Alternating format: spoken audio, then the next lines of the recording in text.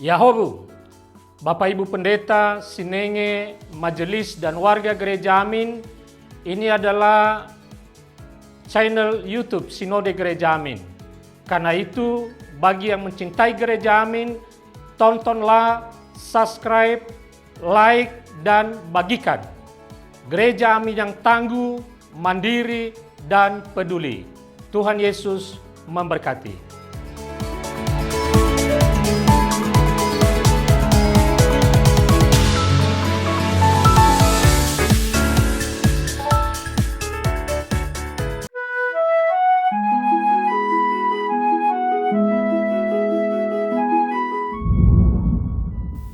Sahabat YKB, bersyukur dapat kembali menyapa saudara lewat acara Wasiat Kekal, berupa renungan firman Tuhan yang memandu kehidupan kita.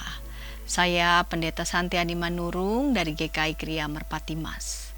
Renungan kita pada hari ini, Senin 14 April 2025, ditulis oleh Pendeta Mungki Asasmita dari GKI Sangkrah Solo dengan judul Mispat yang dilandaskan pada Yesaya 42 ayat 1-9.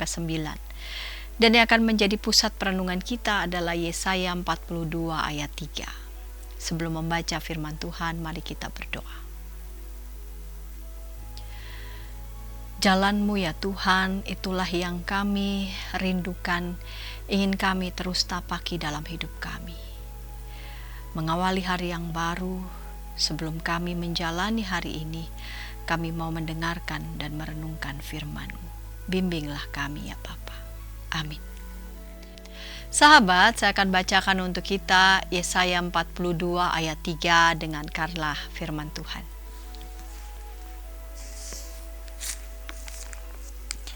Buluh yang patah terkulai tidak akan diputuskannya. Sumbu yang pudar nyalanya tidak akan dipadamkannya. Dengan setia ia akan menyatakan hukum. Sahabat, banyak orang beranggapan bahwa menegakkan keadilan membutuhkan kekuatan. Kekuatan bisa berarti kekuasaan atau bahkan kekerasan. Namun kita juga mesti waspada, karena justru kekuasaan dan kekerasan memiliki kecenderungan bagi terjadinya abuse of power atau penyalahgunaan kekuasaan. Kata hukum dalam bacaan kita berasal dari kata mispat. Arti sebenarnya adalah keadilan. Dan keadilan akan sungguh terwujud ketika Allah memerintah atas bumi ini.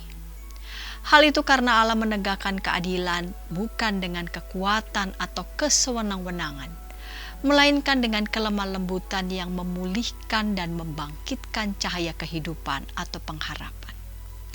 Kita bisa membandingkan hal itu dengan kelahiran anak di Yesaya 9 ayat 5-6, atau tunas Isai di Yesaya 11 ayat 1-5. Ayat bacaan kita menegaskan penolakan penggunaan kekuasaan atau kekuatan yang sewenang-wenang.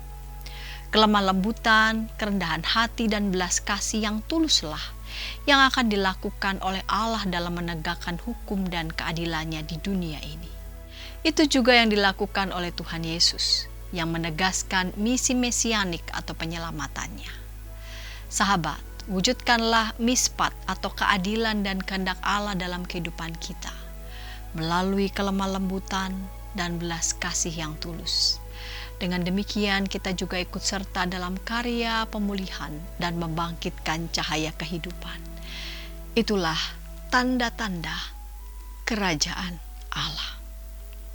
Mari berdoa. Jangan biarkan ya Bapa, kami sebagai anak-anak-Mu mengeraskan hati karena berbagai macam peristiwa yang menurut kami adalah peristiwa yang menyakitkan hati kami.